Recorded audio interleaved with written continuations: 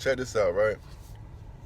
What kind of energy is this, right? What type of deep rooted, fucked up psychology you gotta have to oppose winning, to oppose greatness, right? Because I see that it's a trend going on. Like all the greats get a fan club of people that just want to see them fall, that just want to root against them. And when the greats lose, I start to see people celebrating their loss. And we see this shit every day. You know what I mean? There's people in your life around you and shit like that that just really can't wait to see you lose. They feel like if they'll be in your life, that you're gonna fuck around and fall down and never be able to breathe again because they're not around, or all type of goofy shit like that, right? But how is it that when like people like, that's at the top of their game, like Floyd Mayweather, never lost a fight, he's a future Hall of Famer, LeBron James, he been in a championship like 10 years straight, right? What is it in a person's subconscious and their psyche that's so fucked up that make them oppose that energy, right? Because I know me, right? I'm a winner. So when I see another winner winning, I'll be happy as hell, like genuinely happy, like liking they shit. I wish I could like it 50 times. I want to repost they shit. I want to make sure that nobody never forget, like, damn, this person came from nothing and then they made turn themselves into something. But it's like, yo, once you reach a certain area where people feel like they can't get there, they start to just try to drag you back down to the area where they at. And that's what I think it really is, because it got to be something got to totally be wrong with you.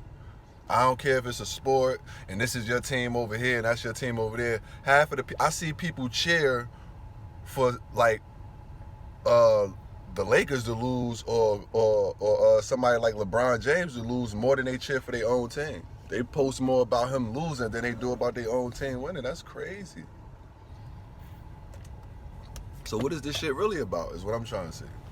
Because I never felt the need to cheer against somebody that's great. I got to give credit where credit due. It's certain players it's certain players I ain't like. It's certain players I ain't like how they played, but I had to respect what they did. I had to respect the time they put in.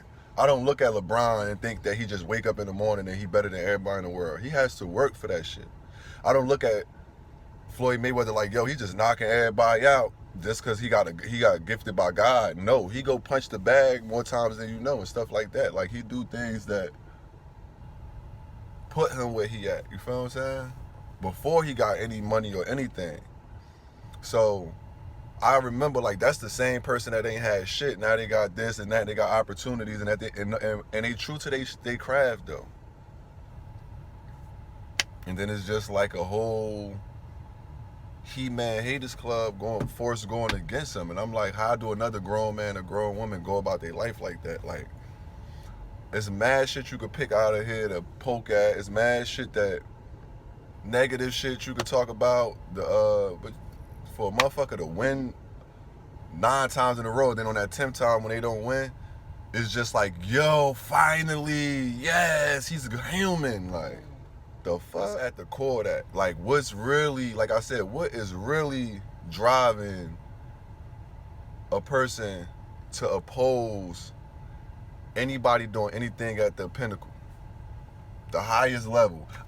Forget the person. You don't like them. You don't like the decisions they might make, and all of that. We talking about the fact that they are a genius at what they do. They great at what they do. It's nobody doing it better than them, and they human. And it's no, like I said before, it's no winning without losing. So why poke and point at the win and magnify the win? I mean the loss. Why magnify the loss and poke at that when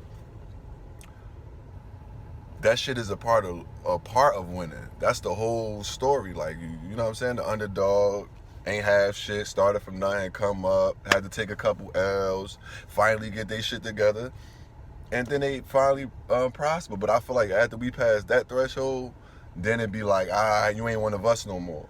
It's a lot of things that I say all the time just around my fucking house. And I'd be happy as hell when a celebrity goes say that same message, because they're on a bigger platform than me. They got way more fans and way more influence. So when they say something that's like aligned with helping people and shit like that, and aligned with something that I believe in and that I'm living out, I'm not looking at them like, oh man, why Meek Mill sitting up here saying the same exact thing I said last week? No, I'm happy as hell he said it, because 30 of y'all might only see my message, but 30 million of y'all might see Meek Mill shit, and 30,000 of y'all might follow Meek Mills and actually go in the direction of where he's steering y'all. You feel what I'm saying? So I don't get it.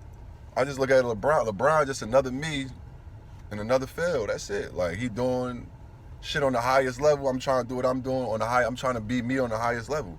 He being him on the highest level. How that how a motherfucker hate on that? Like, how? Like, just be you and be great. And you don't have to play ball. You don't have to box. Just study the greatness. Just study the consistency. You don't have to look at and hate on the motherfucker. Like, I don't get it. People spend their time watching a winner and be in the cut and hoping that they lose, spending more time doing that than actually put any foot forward or making any type of progress in their own life or anything, or put any type of thought to that. Instead of me trying to win, I'm just gonna bring everybody back to the losing field, and then we could all be losers, and then I could be comfortable about being a loser. Y'all get y'all shit together, man. God damn. This is my opinion. I just feel like some form of isolation and separation is necessary for you to rebuild and unlearn all the shit you thought you knew and really learn who you are and get away from all the influences that's trying to tell you who you are and who you're not.